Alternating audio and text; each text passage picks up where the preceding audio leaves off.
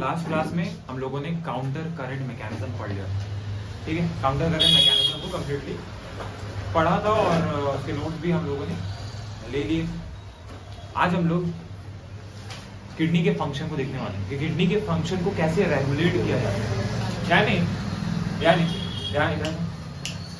जब किडनी मतलब या तो अगर ब्लड फ्लो या फिर किडनी अगर अच्छे से अगर ज्यादा मतलब यूरिन के थ्रू अगर ज्यादा वाटर बाहर आ रहा है, समझ पा रहे? Yes sir. तो कैसे हम उस बोलना चाहिए वाटर के एक्सेस लॉस को हमको रोकना है। तो उसको किडनी को कैसे रेगुलेट, कुल मिला के किडनी में ही होगा ये रेगुलेशन, जो किडनी में वो चीज है नेफ्रॉन। तो हम किडनी को कैसे रेगुलेट करेंगे इसके बारे में पढ़ने वाले, ठीक है। अब मैं आपको जो बात बता रहा हूँ इधर ध्यान देंगे, लिखे ना मैं अभी जो बात बता रहा हूँ ध्यान से सुनिए, ठीक। जैसे ही क्या होता है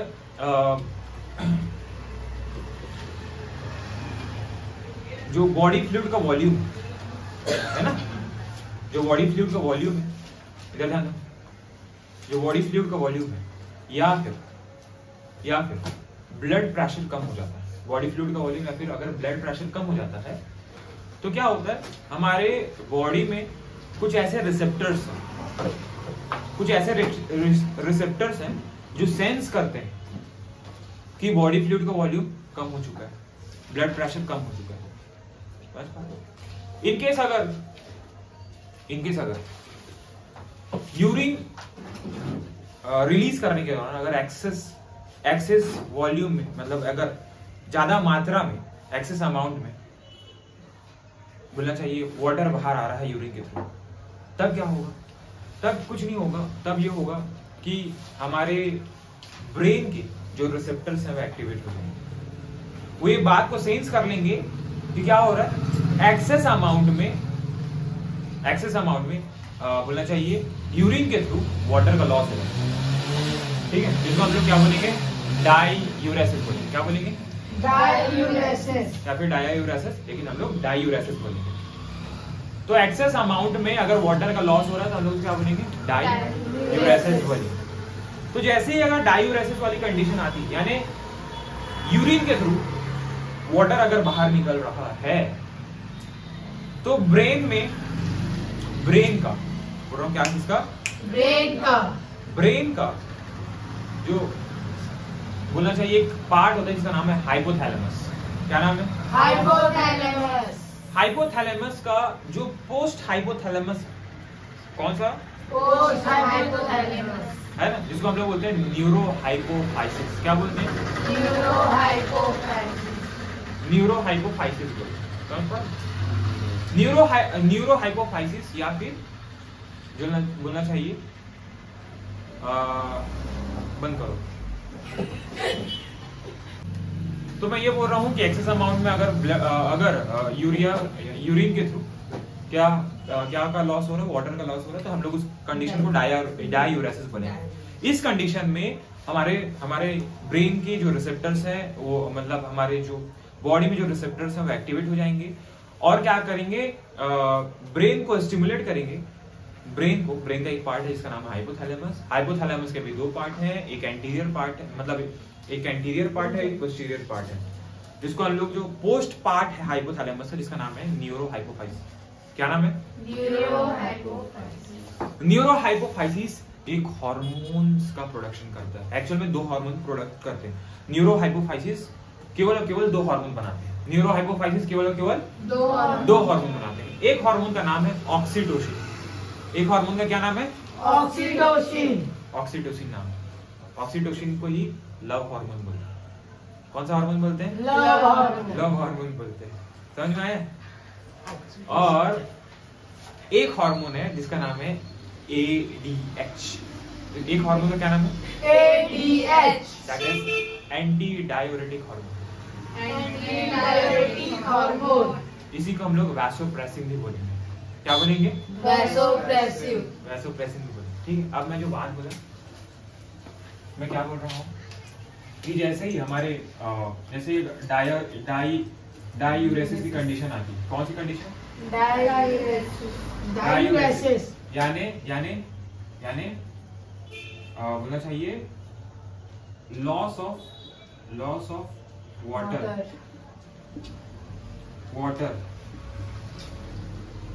थ्रू यूरिन है ना। Yes sir. यूरिन के द्वारा या यूरिन के साथ किसका लॉस हो रहा है? वाटर का। हम लोग इस कंडीशन में क्या बोलेंगे? डायूरेसिस बोलेंगे। क्या बोलेंगे? है ना, जल की हानि हो रही है ना। या तो डायूरेसिस की कंडीशन आ रही है, एक कंडीशन डायूरेसिस की, या फिर देखो अब सीधी सीधी बात, अगर वाटर हमारे बॉडी से बाहर निकल रहा है तो बॉडी फ्लूइड का वॉल्यूम कम होगा, बीपी भी कम हो जाएगा क्योंकि वाटर बाहर निकल रहा है ना। तो अगर बॉडी फ्लूइड या फिर ब्लड प्रेशर अगर कम होता है तो हमारे बॉडी के रिसेप्टर्स एक्टिवेट हो जाते हैं और वो क्या भेजेंगे। अगर ऐसा चीज होता है तो हमारे ब्रेन में एक पार्ट है बेटा, हमारे ब्रेन में एक पार्ट है जिसका नाम है हाइपोथैलेमस। क्या नाम है? हाइपोथैलेमस। ओके, डबल लगा पर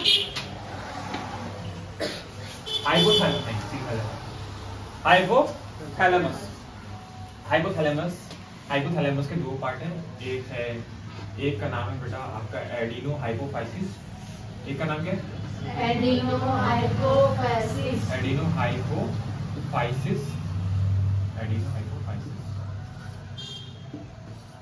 ठीक है, ये हमारे बॉडी में जितने भी जो मेन हॉर्मोन्स हैं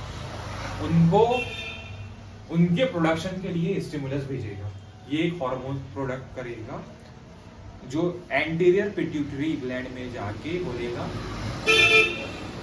कि आप इस प्रकार का हार्मोन बनाएंगे। मैं आपको आगे पढ़ाने वाला हूँ, इसको नहीं बताने वाला क्योंकि अभी उद्देश्य ये नहीं, ठीक है। एंडोक्राइन मैकेनिज्म में पढ़ेंगे। और इसका जो पोस्टीरियर पार्ट है इसका नाम है न्यूरो हाइपोफाइसिस।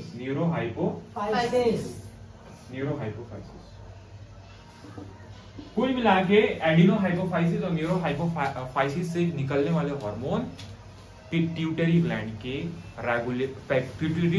के सिक्रेशन को रेगुलेट करेंगे।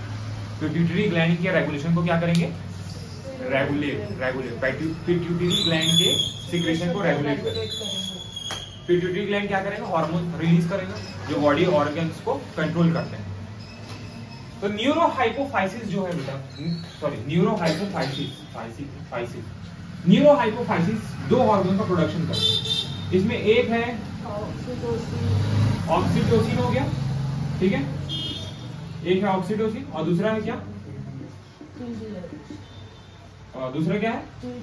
ADH, that is anti diuretic hormone.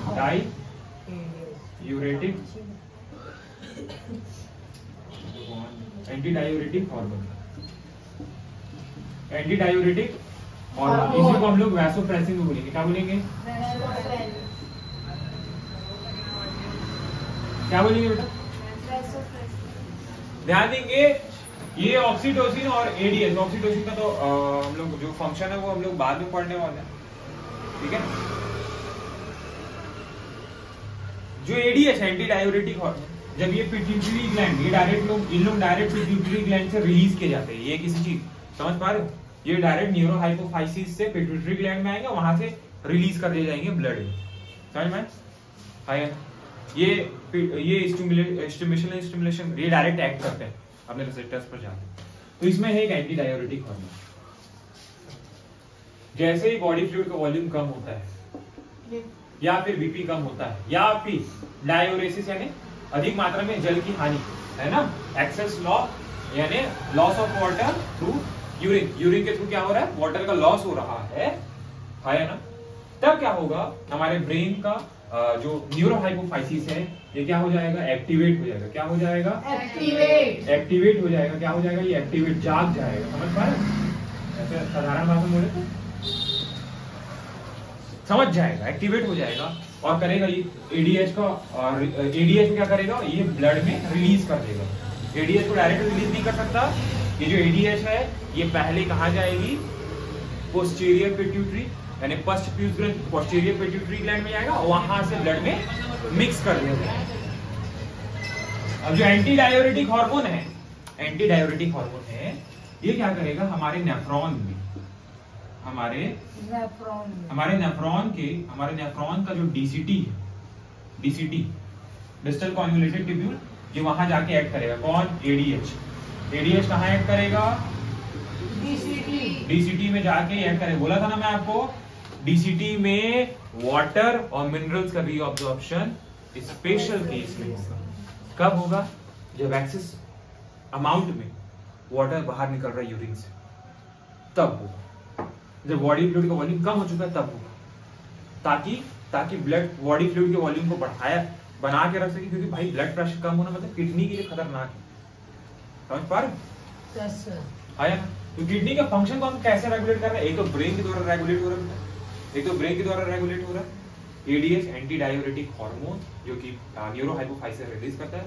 मतलब न्यूरोहाइपोफाइसिस पोस्टीरियर, मतलब post part of hypothalamus, this is the post part of hypothalamus. ये जो न्यूरोहाइपोफाइसिस, ये दो हार्मोन को सिक्रेट करेगा या फिर रिलीज करेगा या सिंथेसिस करता है। एंटी डायूरेटिक हार्मोन पहले से पिट्यूटरी ग्लैंड में जाएगा, वहां से ब्लड में मिला दिया जाएगा। फिर ये क्या करेगा? एंटी डायूरेटिक हार्मोन डीसीटी यानी डिस्टल कॉन्वोल्यूटेड ट्यूब्यूल में जाके क्या करेगा? अपना फंक्शन करना, अपना कार्य करेगा। और क्या करेगा? यहां पर जाके ये क्या करेगा? वाटर है ना, मिनरल आयंस यानी जैसे NaCl, बाइकार्बोनेट, कैल्शियम, मैग्नीशियम, इनका क्या करेगा? इनका रीअब्जॉर्प्शन को बढ़ाएगा। क्या करेगा? रीअब्जॉर्प्शन को स्टिमुलेट करेगा। इसके रीअब्जॉर्प्शन को क्या करेगा? स्टिमुलेट करेगा। एक्चुअल में स्टिमुलेट कौन हो रहा है? डीसीटी हो रहा है। किसके इफेक्ट के कारण? एडीएच यानी एंटी डायूरेटिक हार्मोन। देखो नाम से ही क्लियर है, एंटी डायूरेटिक हार्मोन यानी डायूरेसिस के समय जब एक्सेस अमाउंट में वाटर बाहर निकल रहा तभी एक्टिव हो जाएगा। कौन रिलीज कर रहा है? ब्रेन का हाइपोथैलेमस, न्यूरोहाइपोफाइसिस। जो न्यूरोहाइपोफाइसिस सीक्रेट होने के बाद पिट्यूटरी ग्लैंड में आएगा। पिट्यूटरी ग्लैंड भी अगेन ब्रेन में ही है, और पिट्यूटरी ग्लैंड इसको ब्लड में मिला देगी। फिर ब्लड से अपने एक्टिव साइट पर आएगा, अपने एक्टिव साइट पर जहां पर इसके रिसेप्टर्स है, वहां जाके इसके रिसेप्टर्स डीसीटी के पार्ट पर है। एमबीबीएस में आप पढ़ेंगे कि डीसीटी में इसके जो रिसेप्टर्स हैं उनका क्या नाम है, अभी नहीं पढ़ना, ठीक है? तो कुछ तो बचा के रखो कि सब यही पढ़ लोगे। बट डीसीटी के पार्ट पर इसका वो है, रिसेप्टर्स हैं, वहां जाके ऐड करेगा। मेटाबॉलिक या फिर फिजियोलॉजिकल एक्टिविटी के दौरान अपने आप को एक्सप्रेस करेगा, जैसे भी रेगुलेट करना है। और क्या करेगा? ये वाटर, मिनरल, आयन के रीअब्जॉर्प्शन को क्या कर देगा? स्टिमुलेट कर देगा। समझ पा रहे? डिस्टल कॉन्वोल्यूटेड ट्यूब्यूल और कलेक्टिंग डक्ट्स भी बोल सकते हैं। Collecting duct mainly distal convoluted tubule को लेके चलते हैं। डिस्टल कॉन्वोल्यूटेड ट्यूब्यूल से क्या करेगा? वाटर के रीअब्जॉर्प्शन, खास करके वाटर के रीअब्जॉर्प्शन को बढ़ा देगा। वाटर का रीअब्जॉर्प्शन अगर बढ़ेगा, ब्लड में वाटर बढ़ेगा, तो अपने आप क्या हो जाएगा? बॉडी फ्लूइड का वॉल्यूम मेंटेन हो जाएगा, बीपी वापस आ जाएगा, जीएफआर नॉर्मल हो जाएगा, और किडनी अपना नॉर्मल वर्क करने लगेगी। तो ये केस है डायूरेसिस का, यानी डायूरेसिस यानी एक्सेस अमाउंट में जब वाटर का लॉस हो रहा है, जब एक्सेस अमाउंट में वाटर का लॉस हो रहा है। समझ में आया एकदम? समझ में आया? ये ब्रेन का पार्ट है बेटा, हाइपोथैलेमस। यस और नो? कौन बुक खोल के रखे? दिखाओ मेरे को बुक थोड़ा सा। यस और नो? ठीक है, तो हम लोग जब लाइन टू लाइन एनसीईआरटी चल रहे हैं, आया ना? ओके बेटा, क्लियर है? तो इसको एक बार नोट कर लेंगे आप लोग स्क्रीनशॉट ले लें। जो ऑनलाइन देख रहे हैं उन लोग स्क्रीनशॉट लेंगे बेटा, ठीक है? NAMUS, ठीक है? आया ना? समझ पा रहे हो? नोट करो तुम लोग, बाकी लोग नोट करें बेटा, नहीं बंद नहीं करना, अभी कुछ और भी बताना है मेरे को, ठीक है? कर ले बेटा, कर ले।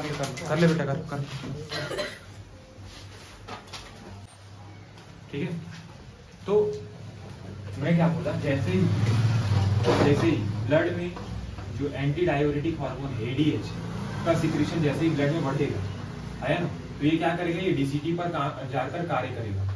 डीसीटी पर क्या काम करेगा, ये वाटर और जो मिनरल्स है ना, जो वाटर और जो मिनरल्स है, इनके रीअब्जॉर्प्शन को क्या करेगा, स्टिमुलेट करेगा, है ना। इसे क्या करेगा, रीअब्जॉर्प्शन को क्या करेगा, मैं सभी आयंस का नाम नहीं लिख रहा हूं, है ना, तो क्या करेगा, स्टिमुलेट करेगा। रीअब्जॉर्प्शन को क्या करेगा, स्टिमुलेट करेगा।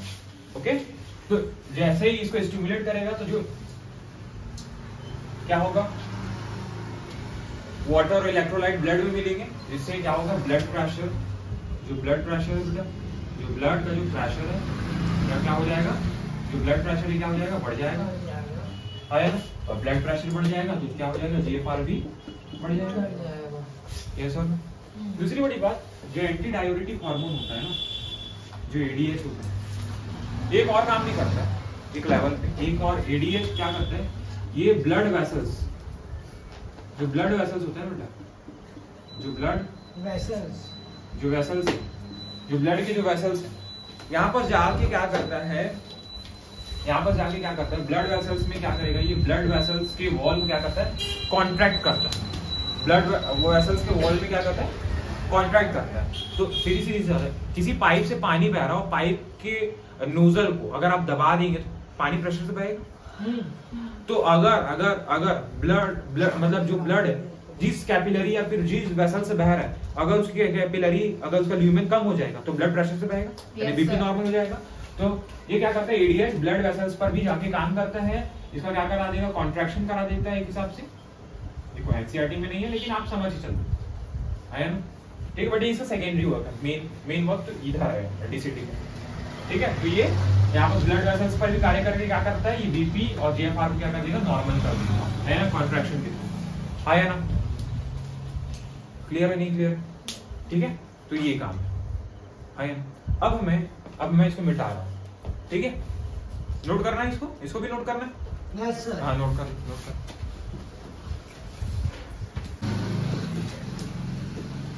तो हम लोग एडीएच का रेगुलेशन देख चुके हैं।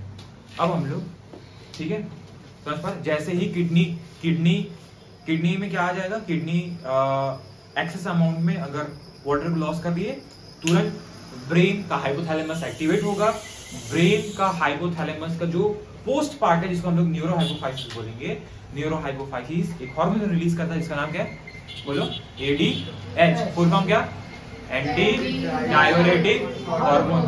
एडीएच यानी एंटी डायोरेटिक हार्मोन, इसको हम लोग क्या बोलेंगे, वैसोप्रेसिन भी बोलेंगे। क्या बोलेंगे, वैसोप्रेसिन बोलेंगे, ठीक है। अब ध्यान देंगे, अब जैसे कि क्या हो गया, अगर मैं क्या बोल रहा हूं, अगर जीएफआर और ब्लड प्रेशर, अगर जीएफआर क्या, जीएफआर और जो ब्लड प्रेशर है, ये काम कैसे होगा, जब सीधी बात है सर, और बॉडी फ्लूइड का वॉल्यूम अगर घट चुका है ना, बॉडी फ्लूइड का वॉल्यूम क्या हो चुका है, है ना। एक ही मतलब है, जीएफआर घटेगा, वॉल्यूम, बॉडी फ्लूइड का वॉल्यूम यानी ब्लड प्रेशर, कुल मिला के ब्लड प्रेशर घट रहा है या जीएफआर घट रहा है, तो तुरंत किडनी का एक सेंसिटिव रीजन, इसको हम लोग क्या बोले थे, जक्स्टाग्लोमेरुलस एपैरेटस, है ना। तो इसके इसमें गिरावट से एक हमारा एरिया है जिसका नाम है बेटा जेजीए। क्या नाम, जेजीए का पूरा नाम क्या, juxtaglomerular apparatus. Glomerular apparatus, juxtaglomerular apparatus active हो जाएगा। और जक्स्टाग्लोमेरुलर एपैरेटस का एक सेल है, जक्स्टाग्लोमेरुलर सेल में एक सेल है जिसका नाम है जक्स्टाग्लोमेरुलर सेल, जीजी सेल या फिर glomerular cell, juxtaglomerular cell. Juxtaglomerular cell को हम क्या बोलेंगे, जेजी सेल। ये जैसे ही जीएफआर में गिरावट आएगी, ये तुरंत एक्टिवेट हो जाएगा, तुरंत क्या होगा, स्टिमुलेट हो जाएगा। और जुक्स्टाग्लोमेरुलर सेल यानी जेजी सेल क्या करेगी, रेनिन को रिलीज करेगी। किसको रिलीज करेगी, रेनिन को रिलीज करेगी। तो जुक्स्टाग्लोमेरुलर सेल यानी जो रेनिन है इसको कौन रिलीज करा, कुल मिला के किडनी ही रिलीज करी, है ना। जेजी किडनी का एक पार्ट है, नेफ्रॉन में एक सेलुलर मॉडिफिकेशन है एफरेंट आर्टेरियोल और डीसीटी के साइड पर, उस साइड पर उसके कांटेक्ट पॉइंट पर ये जेजी सेल मिलते हैं। जेजी सेल रेनिन को रिलीज करेंगे। जैसे ही जेएफआर या बीपी में गिरावट आएगी, बॉडी फ्लूइड का वॉल्यूम कम हो जाता है, जुक्स्टाग्लोमेरुलर सेल यानी जो रेनिन है वो क्या करेगा, रेनिन को, मतलब जेजी सेल है वो रेनिन क्या करेगी बेटा, रिलीज करेगी। अब ये रेनिन क्या करेगा, रेनिन क्या करेगा, देखो रेनिन खुद भी कार्य कर सकता है। रेनिन क्या कर देगा, ये जीएफआर को बढ़ा देता है, यानी कुल मिला के ब्लड प्रेशर को बढ़ा देता है ना। दूसरी बड़ी बात, रेनिन है बेटा, एक लीवर में, किसमें, लीवर में एक एंजियोटेंसिनोजन पाया जाता है। केमिकल है एंजियोटेंसिनोजन। ये जो रेनिन है ये बनता कहाँ है, लीवर में।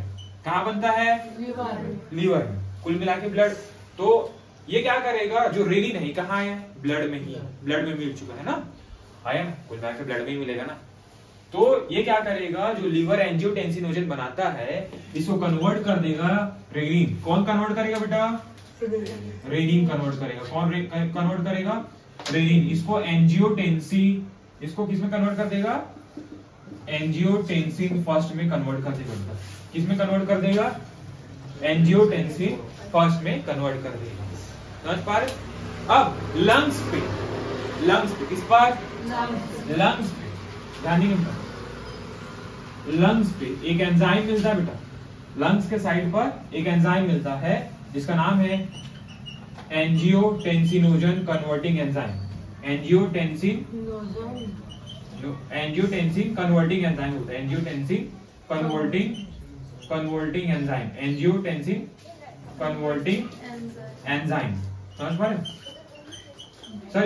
इसका प्रोडक्शन कौन करेगा, एंजियोटेंसिन कन्वर्टिंग एंजाइम का जो प्रोडक्शन है ये कहाँ होता है बेटा, लंग्स के साइड पर होता है। कहाँ पर होता है ये, लंग्स के साइड पर होता है, यानी लंग्स के साइड पर इसका प्रोडक्शन होता है बेटा, एंजियोटेंसिन कन्वर्टिंग या फिर एंजियोटेंसिनोजन कन्वर्टिंग एंजाइम का क्या होता है बेटा, सिंथेसिस होता है। यस और नो, यस सर, हाँ या ना बेटा, समझ पा रहे हो, हाँ या ना, यस और नो, यस सर, हाँ या ना, ठीक है। अब ध्यान दीजिए, सबसे पहला रेनिन कौन रिलीज किया, जेजी सेल। रेनिन खुद भी क्या कर सकती है, जीएफआर को बढ़ा सकती है और बीपी को भी, जीएफआर बढ़ेगा मतलब बीपी बढ़ा, कुल मिला, हाँ या ना, ब्लड में मिक्स हो, हाँ या। ये रेनिन क्या करता है, लीवर में एंजियोटेंसिनोजन का प्रोडक्शन होता है जो बाद में आकर ब्लड में आ जाती है। ये एंजियोटेंसिनोजन को एंजियोटेंसिन फर्स्ट में बदल देगा। कौन बदलेगा, रेनिन। कौन बनाया, जेजी सेल, सेल। है ना। एंजियोटेंसिनोजन को एंजियोटेंसिन फर्स्ट में कन्वर्ट करेगा। किसमें बोलेगा, एंजियोटेंसिन फर्स्ट, ठीक है। Yes. अब एंजियोटेंसिन फर्स्ट है, इसको एंजियोटेंसिन कन्वर्टिंग एंजाइम जो होगा, एंजियोटेंसिन कन्वर्टिंग एंजाइम, इसको एंजियोटेंसिन सेकंड में बदल देगा, टेंसिन सेकंड में बदल देगा।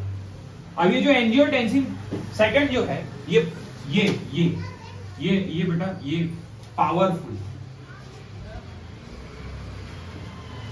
पावरफुल या फिर क्या बोलना चाहिए, हाँ पावरफुल। ये पावरफुल क्या है, ये वैसोकॉन्स्ट्रिक्टर है। क्या है ये, पावरफुल वैसोकॉन्स्ट्रिक्टर। समझ पा रहे, ये क्या है, पावरफुल वैसोकॉन्स्ट्रिक्टर है। यस और नो, समझ पा रहे हो,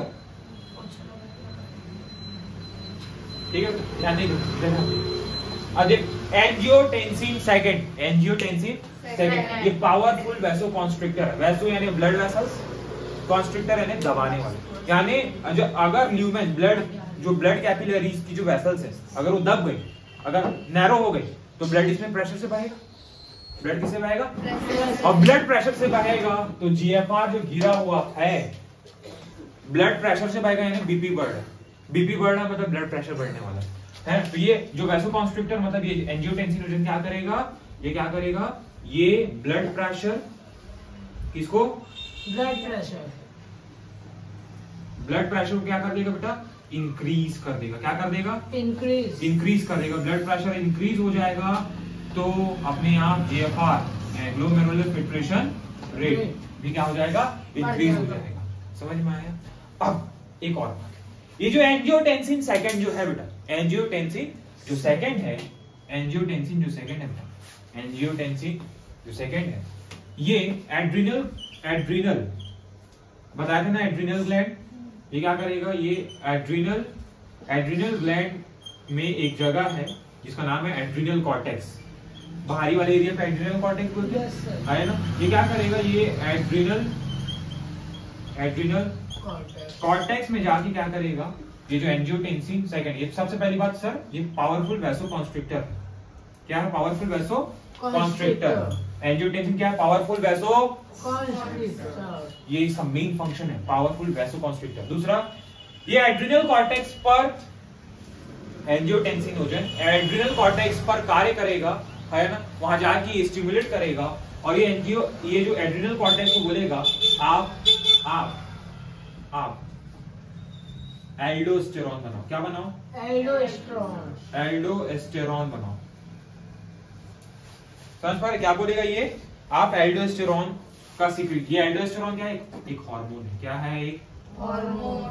ये एल्डोस्टेरॉन के सीक्रेशन को क्या करेगा, स्टिमुलेट करेगा। एंजियोटेंसिनोजन सेकंड एड्रिनल कॉर्टेक्स को स्टिमुलेट करेगा, इसको बोलेगा कि आप एल्डोस्टेरॉन हार्मोन रिलीज करें, एल्डोस्टेरॉन हार्मोन रिलीज करें। अब ध्यान देंगे ये जो एल्डोस्टेरॉन है बेटा, ये खुद का जो एल्डोस्टेरॉन कौन रिलीज कर रहा है, एड्रिनल कॉर्टेक्स। कुल मिला के एड्रिनल ग्लैंड में भी कौन सा पार्ट, एड्रिनल कॉर्टेक्स। ये जो एल्डोस्टेरॉन है ये डीसीटी, कहां बेटा, डीसीटी और कलेक्टिंग डक्ट पर। मेन साइड क्या है इसका, डीसीटी। मेन साइड क्या है, डीसीटी। मेन साइड है बेटा इसका डीसीटी, है ना। एल्डोस्टेरॉन कॉन्सेंट्रेशन, ठीक है, मेन साइड है डीसीटी, है ना। मेन साइड इसी को याद रखेंगे, ठीक है। या फिर आप एनसीईआरटी के अकॉर्डिंग चले, जो एल्डोस्टेरॉन जो हार्मोन है बेटा, एल्डोस्टेरॉन हार्मोन है, ये डीसीटी पर जाके वाटर और NaCl के रीअब्जॉर्प्शन को बेटा, NaCl के रीअब्जॉर्प्शन को क्या कर देगा, ये बढ़ा देगा। ये अलग वाला है, NaCl के रीअब्जॉर्प्शन को बढ़ा देगा और वाटर और NaCl के रीअब्जॉर्प्शन को बढ़ाएगा। जब वाटर और NaCl अगर ब्लड में आएगी तो ब्लड का प्रेशर अपने आप क्या हो जाएगा, इंक्रीज हो जाएगा, है ना। बॉडी फ्लूइड और नॉर्मल वापस अपनी स्थिति पे आ जाएगी। इस प्रकार जो गिरा हुआ जीएफआर था उसको वापस नॉर्मल, और जैसे ही जीएफआर नॉर्मल हो जाता है, ठीक है, हम लोगों ने ऊपर पहले एडीएच, जैसे ही जीएफआर अगर नॉर्मल हो गया, जैसे ही एक्सेस वाटर का जो लॉस है उसको हमने अगर रोक लिया, सबसे पहला वाला बात कर रहा हूँ, एंटी डाययूरेटिक हार्मोन, हम जो एक्सेस वाटर का जो लॉस करते हैं अगर वो नॉर्मल हो गया, है ना, डाययूरेसिस अगर रुक गया तो क्या करेगा, फीडबैक मैकेनिज्म जाता है, यानी हमारी बॉडी का जो किडनी है वो क्या करेगा, एक स्टिमुलस भेजेगा ब्रेन को, बोलेगा कि अब डाययूरेसिस रुक चुका है, अब एडीएच रिलीज करने की जरूरत नहीं है। उसको बोलते हैं फीडबैक मैकेनिज्म। तुरंत नेगेटिव फीडबैक जाएगा कि आप रुक दो, अब जरूरत नहीं है एडीएच की। वैसे ही जैसे ही जीएफआर नॉर्मल हो जाएगा, चीजें अपने आप नॉर्मल हो जाएगी। पर लेकिन इसको नॉर्मल करने वाला एक और चीज है, उसके बारे में मैं आगे आपको बताने वाला हूँ। ये समझ में आए? समझ में आए? एक बार और बता दूं, ठीक है। देखो, हमारे जैसे ही जीएफआर या ब्लड प्रेशर या बॉडी फ्लूइड का वॉल्यूम कम होता है तो ग्लोमेरुलर एपरेटस यानी जेजीए स्टिमुलेट हो जाएगा, यानी एक्टिव हो जाएगा, सक्रिय हो जाएगा, है ना। इस पर जक्स्टाग्लोमेरुलर एपरेटस की साइड पर एक विशेष हार्मोन है जिसका नाम है जक्स्टाग्लोमेरुलर सेल। एक विशेष हार्मोन है जिसका क्या नाम है, जक्स्टाग्लोमेरुलर सेल नाम। क्या नाम है, जक्स्टाग्लोमेरुलर सेल नाम है। जक्स्टाग्लोमेरुलर सेल रेनिन का रिलीज करेगा। ये रेनिन खुद भी जीएफआर और ब्लड प्रेशर को बढ़ाता है ना, समझ पाए ना। लेकिन रेनिन क्या करेगा, रेनिन और क्या करेगा, ये लीवर बनता यहाँ है, लेकिन ये क्या करेगा, एंजियोटेंसिनोजन जो लीवर में बना हुआ है, ये एंजियोटेंसिनोजन को क्या करेगा, ये एंजियोटेंसिन फर्स्ट में कन्वर्ट कर देगा। कौन करेगा, रेनिन। अब ये जो एंजियोटेंसिन सेकंड है ना, ये एंजियोटेंसिन कन्वर्टिंग एंजाइम यानी लंग्स के साइड पर ये एंजियोटेंसिन सेकंड में कन्वर्ट हो जाएगा, एंजियोटेंसिन सेकंड में कन्वर्ट हो जाएगा। Angiotensin converting enzyme angio first को सेकंड में बदलेगी। कौन बना रहा है, लंग्स बना रहा है। अब ये जो एंजियोटेंसिन सेकंड, ये पावरफुल वैसोकॉन्स्ट्रिक्टर है। क्या है ये, पावरफुल वैसोकॉन्स्ट्रिक्टर। ये पावरफुल वैसोकॉन्स्ट्रिक्टर ब्लड प्रेशर को इंक्रीज कर देगा, जिससे जीएफआर नॉर्मल हो जाएगा। हाँ या ना। अब ये जो एंजियोटेंसिन सेकंड है, ये एड्रिनल ग्लैंड पर कार्य करेगा। कहाँ कार्य करेगा बेटा, ये एड्रिनल ग्लैंड पर कार्य करेगा, और ये एड्रिनल ग्लैंड में विशेषकर एड्रिनल कॉर्टेक्स पर जाकर क्या करेगा, एल्डोस्टेरॉन के सिक्रीशन को स्टिमुलेट करेगा। एल्डोस्टेरॉन एक हार्मोन है, एल्डोस्टेरॉन डीसीटी पर जाके वाटर और NaCl और जो मिनरल आयंस है उनके रीअब्जॉर्प्शन को क्या करेगा, स्टिमुलेट करेगा, जिससे जीएफआर नॉर्मल हो जाएगा। जीएफआर सबसे पहली बात, एंजियोटेंसिन खुद भी नॉर्मल कर रहा है, सेकंड ये मैं पावरफुल वैसोकॉन्स्ट्रिक्टर। दूसरी बड़ी बात, जब ये एड्रिनल कॉर्टेक्स में जो एल्डोस्टेरॉन हार्मोन आ रहा है, ये जब सीक्रेट होगा तो ये क्या करेगा, डीसीटी पर वाटर और NaCl के रीअब्जॉर्प्शन को बढ़ा देगा, जिससे क्या हो जाएगा, वापस से जीएफआर, यानी दो मिलकर रीअब्जॉर्प्शन को बढ़ा रहे हैं। तो कुल मिला के ब्लड प्रेशर और जीएफआर वापस से क्या हो जाएगी बेटा, नॉर्मल हो जाएगी। समझ पा रहे हैं, नहीं समझ पा रहे हो, है ना बेटा। तो इस सिस्टम को बेटा, ये जो रेगुलेशन है, इस सिस्टम को बोलते हैं हम लोग रास मैकेनिज्म। क्या बोलते हैं बेटा, रास मैकेनिज्म। हाँ, इसको बोलते हैं रास मैकेनिज्म। आपके बुक में बेटा, आपके बुक में ध्यान देंगे, आपके बुक में RAS लिखता है, लेकिन एक्चुअल में नाम जब आप MBBS में आएंगे, इसको हम लोग रास पढ़ते हैं, है ना, रास मैकेनिज्म। क्या बोलते हैं इसको, रास मैकेनिज्म। रास मैकेनिज्म का फुल फॉर्म क्या है सर, ध्यान देंगे इधर बेटा। रास मैकेनिज्म का फुल फॉर्म बहुत इंपॉर्टेंट है, रेनिन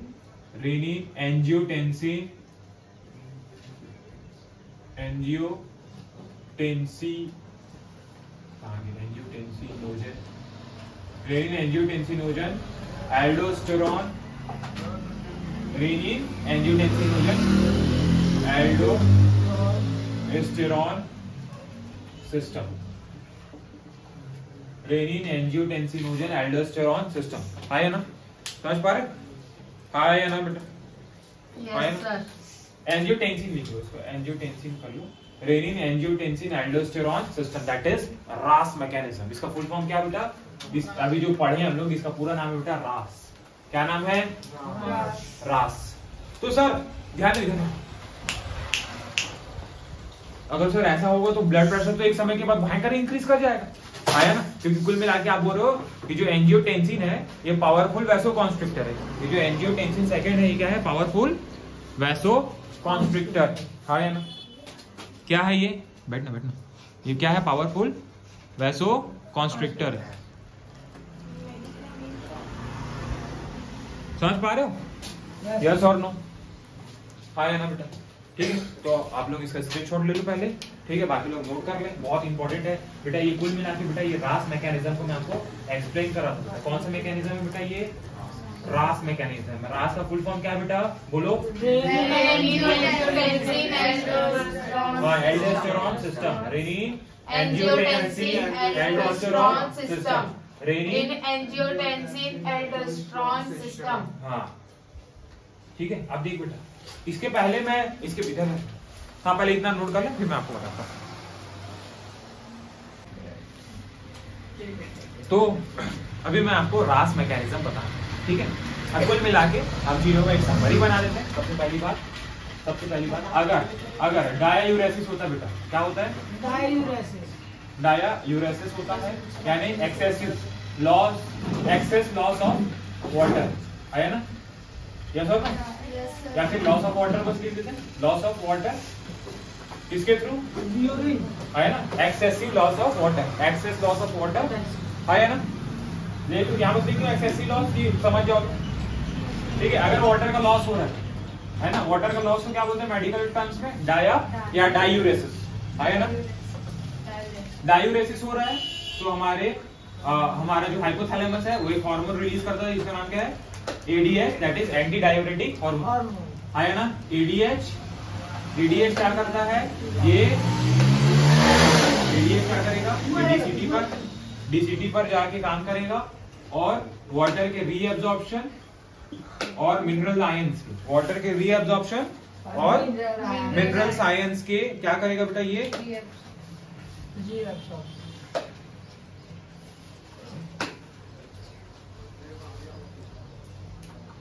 समझ पा रहे हो ना।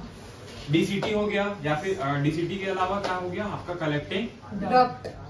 डक्ट, कलेक्टिंग डक्ट पर जाके वाटर और मिनरल आयंस है ना, मिनरल आयंस के यानी मिनरल आयंस जो इलेक्ट्रोलाइट्स हैं उसके रीअब्जॉर्प्शन क्या कर देगा, बढ़ा देगा। समझ पा रहे, मिनरल आयंस में सबसे इंपॉर्टेंट NaCl है, समझ पा रहे।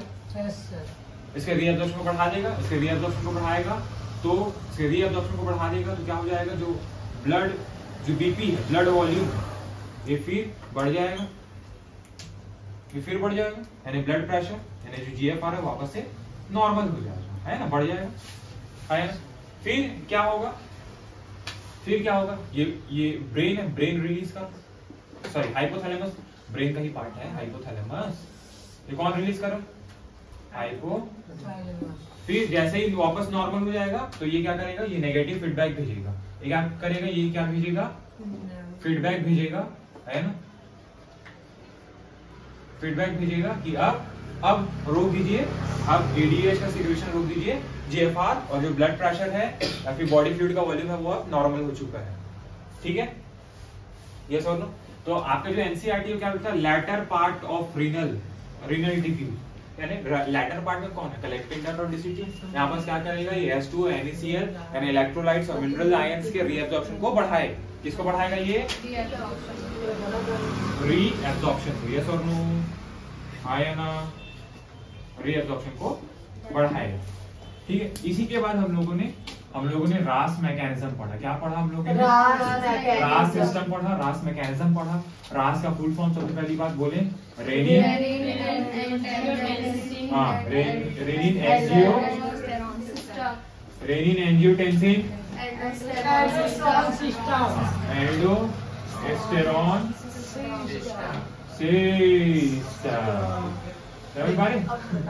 Angiotensinogen aldosterone system, renin angiotensinogen aldosterone system यानी रास मैकेनिज्म।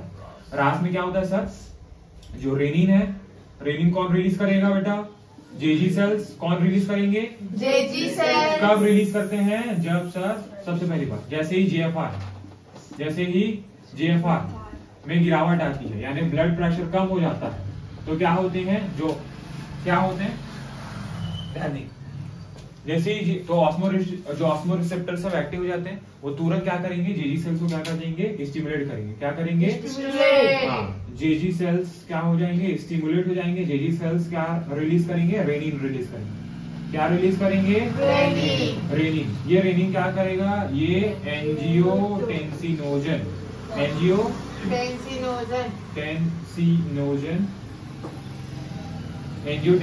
को जो रेनिन है, कौन, रेनिन, ये एंजियोटेंसिन फर्स्ट में बदल देगा, एंजियोटेंसिन फर्स्ट में, और angiotensin converting converting enzyme ACE लिख दे रहा हूँ, एंजियोटेंसिन कन्वर्टिंग एंजाइम, इसको एंजियोटेंसिन सेकंड में बदल देगा, और एंजियोटेंसिन सेकंड है ये पावरफुल वैसोकॉन्स्ट्रिक्टर,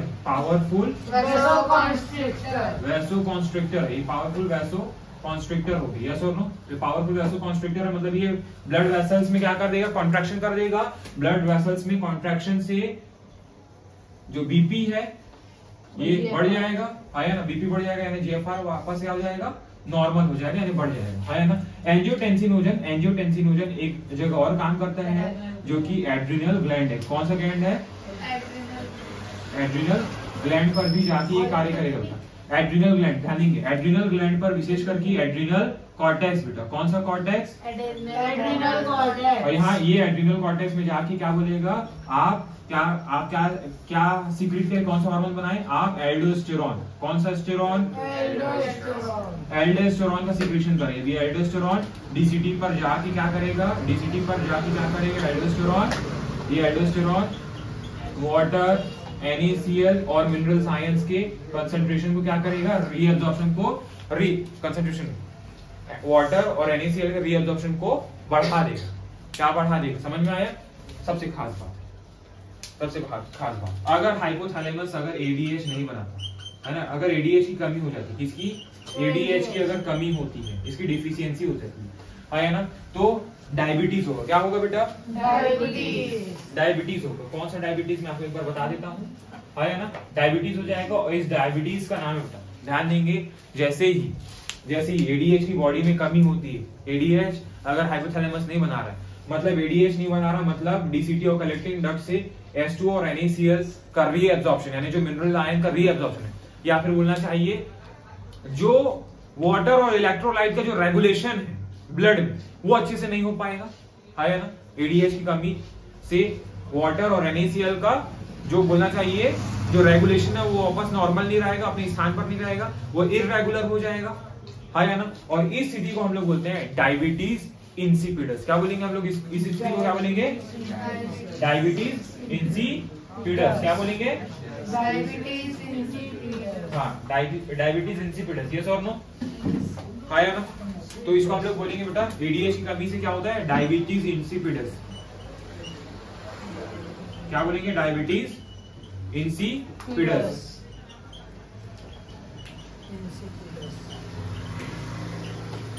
डायबिटीज इंसिपिडस हो जाएगा, यस और नो, हाँ या ना। अब सर डायबिटीज इंसिपिडस में होता क्या है, इसमें सबसे पहली बार यूरिन लगता है। डायबिटीज इंसिपिडस में क्या होता है, बार बार, क्योंकि एक्सेसिव वाटर का लॉस होगा, इसकी कमी आ जाएगी, मतलब वाटर बाहर निकलेगा यूरिन से, है ना, वाटर बाहर आएगा, वाटर। तो सबसे पहली बात इसका लक्षण है डायूरेसिस, ठीक है, बार बार प्यास लगना, इसको बोलते हैं पॉलीडिप्सिया। क्या बोलते हैं, पॉलीडिप्सिया बोलेंगे, बार बार प्यास लगना क्या बोलते हैं, पॉलीडिप्सिया। बहुत भूख लगता है, क्या लगता है, बहुत भूख लगता है, इसको डायबिटीज इंसिपिडस। ध्यान देंगे, ये डायबिटीज मेलाइटस नहीं है, डायबिटीज इंसिपिडस है। डायबिटीज इंसिपिडस कुल मिला के रीनल का यानी किडनी का एबनॉर्मेलिटी है, और किडनी का नहीं है, ये एडीएच बना रहा कौन है, हाइपोथैलेमस की एबनॉर्मेलिटी है। क्योंकि अगर ये नहीं बनने वाला, एडीएच नहीं बनेगा, एबनॉर्मेलिटी नहीं है भाई, मतलब डिफिशियंसी है, एबनॉर्मेलिटी नहीं है, this is a deficiency. ADH नहीं बनेगा तो वाटर का रीअब्जॉर्प्शन नहीं होगा, NaCl का रीअब्जॉर्प्शन नहीं होगा, और ये यूरिन से बाहर निकलेंगे, ये यूरिन से क्या होंगे, बाहर निकलेंगे, हाँ या तो ये एल्डोस्टेरोन, एल्डोस्टेरोन वाटर NaCl का क्या करेगा, रीअब्जॉर्प्शन बढ़ाएगा, जिससे क्या हो जाएगा, जो बीपी है ये क्या हो जाएगी, वापस से नॉर्मल हो जाएगी, यानी जीएफआर वापस क्या हो जाएगा, नॉर्मल हो जाएगा। इस पूरे सिस्टम को हम लोग रास सिस्टम बोलते हैं। अब मैं आपको बताया हूं हार्ट की वॉल, एट्रियल वॉल, कौन सी वॉल, एट्रियल वॉल एक हार्मोन को सीक्रेट करती है, आपको बताया था, हार्ट की वॉल एक हार्मोन को सीक्रेट करती है, बोलो क्या नाम है, एट्रियल वॉल एक हार्मोन को क्या करती है बेटा, सीक्रेट करती है ना। एट्रियल वॉल, ध्यान देंगे, एट्रियल वॉल एक हार्मोन को सीक्रेट करती है, जिसका नाम ध्यान देंगे। ऊपर आ रहा है क्या, ऊपर कहां तक इमेज आ रहा है, ठीक है, आप इतने का स्क्रीनशॉट ले ले, ठीक है, फिर मैं आपको उसको बताता हूँ, ठीक। अब देखो मैं क्या बोल रहा हूँ,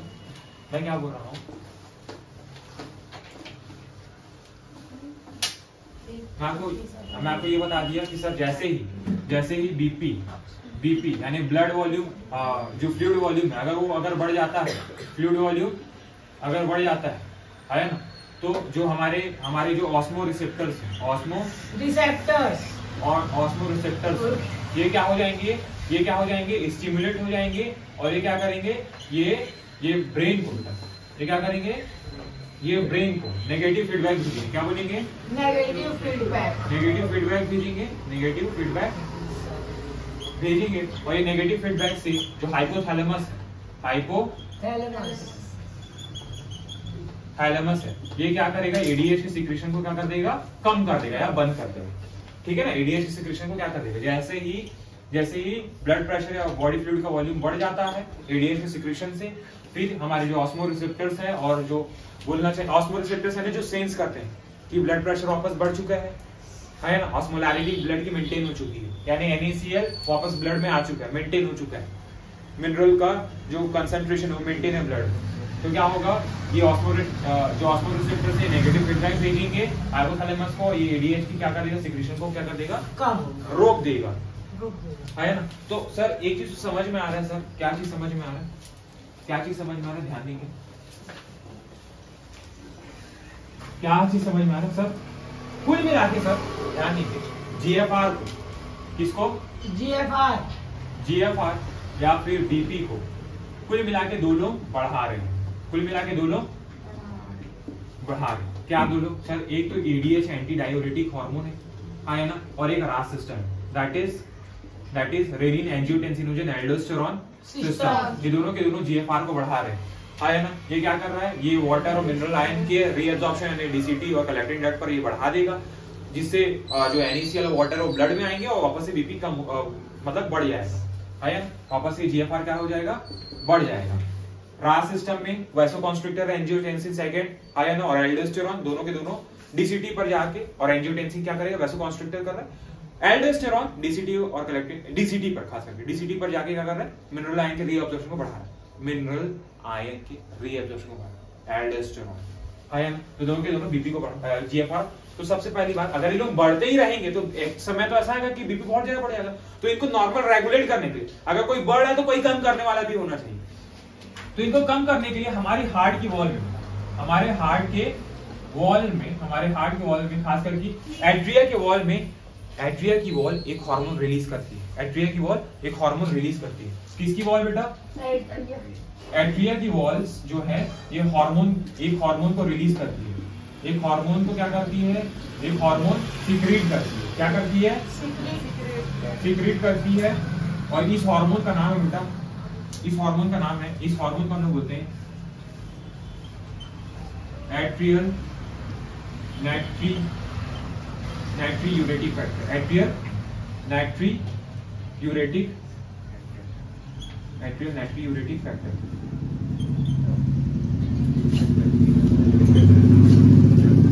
हाँ, atrial natriuretic factor, atrial natriuretic factor, ठीक है। एट्रियल नाइट्रियूरेटिक फैक्टर को हम लोग शॉर्टकट में ANF बोलते हैं, क्या बोलते हैं, सीधी बात है सर, जब GFR और ब्लड प्रेशर बढ़ा मतलब हार्ट में ब्लड सप्लाई तेजी से हो रहा है, और वो हार्ट के लिए अच्छा नहीं है, ना ही हार्ट की आर्टरीज के लिए अच्छा है ना।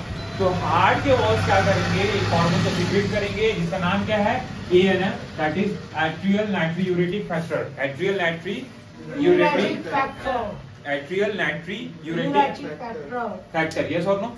अब ये जो एट्रियल नाइट्रियूरेटिक फैक्टर है, ध्यान देंगे, ध्यान दो, एट्रियल नाइट्रियूरेटिक फैक्टर क्या करेगा, ये हार्ट के वॉल्स में हार्ट की आर्टरीज में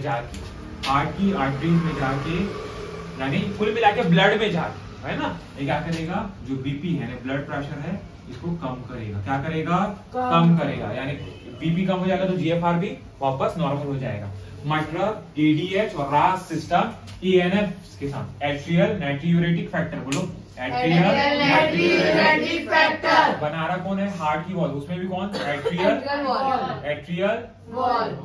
एट्रियल वॉल है ना, एट्रियल वॉल क्या बना रही है, एट्रियल नाइट्रियूरेटिक फैक्टर, जो कि एक प्रकार का हार्मोन है, ये BP को नॉर्मल करेगा, ये BP को क्या करेगा, डिक्रीज करेगा, क्या करेगा बेटा, डिक्रीज करेगा, है ना। अभी तो BP डिक्रीज हो जाएगा, जो BP डिक्रीज होगा सीधी सी बात है GFR भी क्या हो जाएगा, घटेगा, है ना। तो ये लोग बढ़ा रहे हैं, ये लोग कम कर रहे हैं, तो ये लोग क्या करेंगे, दोनों के दोनों मिलकर नॉर्मल करेंगे, GFR को नॉर्मल स्थिति में बनाए रखेंगे। नॉर्मल स्थिति क्या है, 125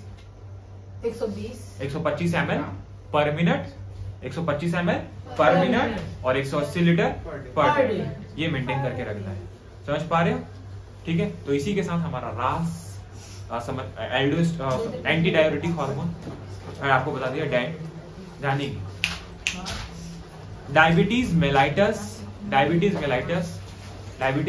जो है ये पैंक्रियास का बोलना चाहिए,